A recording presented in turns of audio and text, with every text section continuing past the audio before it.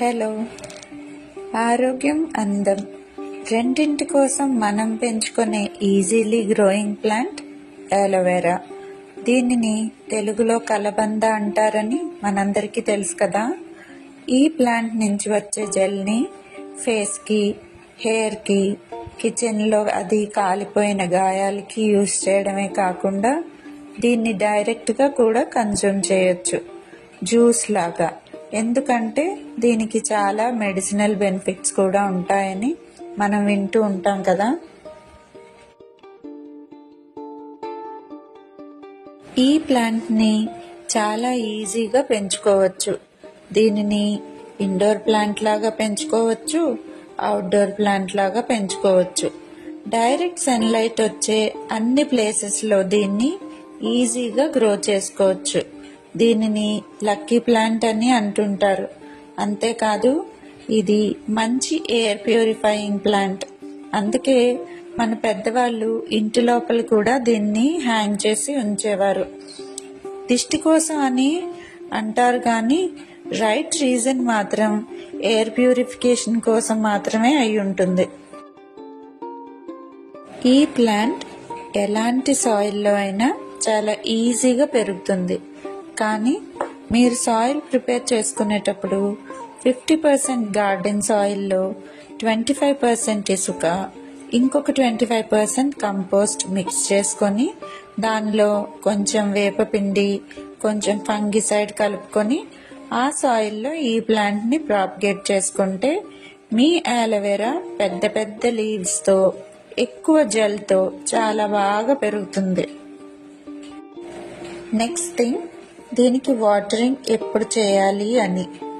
Aloe vera succulent ఫ్యామిలీకి చెందిన plant కాబట్టి చాలా తక్కువ వాటర్ సరిపోతుంది. ఈ ప్లాంట్కి సాయిల్ కంప్లీట్గా డ్రై అయిపోయిన తర్వాతే వాటర్ ఇవ్వాలి. వాటర్ ఎక్కువ ఇస్తే చాలా బాగా పెరుగుతుందని గ్రీడీగా వాటర్ చేస్తే ఇదిగో ఇలా బ్లాక్ స్పాట్స్ వచ్చేస్తాయి. అంతేకాదు రూట్స్ రాట్ అయ్యి ప్లాంట్ చనిపోతుంది కూడా. అలోవెరాకి ఎక్కువ ఫర్టిలైజర్స్ ఇవ్వాల్సిన అవసరం కూడా ఉండదు. కానీ మనం మిగిలిన ప్లాంట్స్కి ఏదైనా ఫర్టిలైజర్స్ ఇస్తున్నప్పుడు దీనికి కూడా ఆ ఫర్టిలైజర్ కొంచెం ఇస్తే సరిపోతుంది. ఒక్క విషయం, ఈ ప్లాంట్ బాగా పెరగాలి అంటే పాట్ సైజ్ పెద్దదిగా ఉండాలి. మీరు చూస్ చేసుకున్న పాట్ సైజుని బట్టి మీ ప్లాంట్ నుంచి వచ్చే కొత్త పప్స్ నుండి ప్లాంట్ అలా గ్రో అవుతూనే ఉంటుంది. అలోవెరాని పప్స్ నుంచి, సీడ్స్ నుంచి పెంచుకోవచ్చు.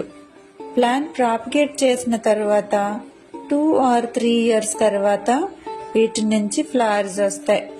ఆ ఫ్లవర్స్ నుంచి మీరు సీడ్స్ని కలెక్ట్ చేసి పెంచుకోవచ్చు. లేదంటే ఏదైనా హెల్దీ ప్లాంట్ నుంచి వచ్చిన పప్స్ నుంచి కూడా ప్రాపగేట్ చేసుకోవచ్చు. అలోవెరాని చాలా ఆస్పీషియస్ ప్లాంట్ అని కూడా చెప్తూ ఉంటారు. దీన్ని ఇంట్లో ఈస్ట్ లేదా నార్త్ డైరెక్షన్లో పెట్టుకోవాలంట. మీరు కూడా ట్రై చేయండి. అలోవెరా మన మనుషులకే కాకుండా ఈవెన్ ప్లాంట్స్కి కూడా చాలా యూస్ఫుల్. అందుకే ఈ ప్లాంట్ని బాగా పెంచుకోవడం వల్ల మనం బయట నుంచి అలోవెరా కొనుక్కోవడాన్ని స్కిప్ చేయొచ్చు.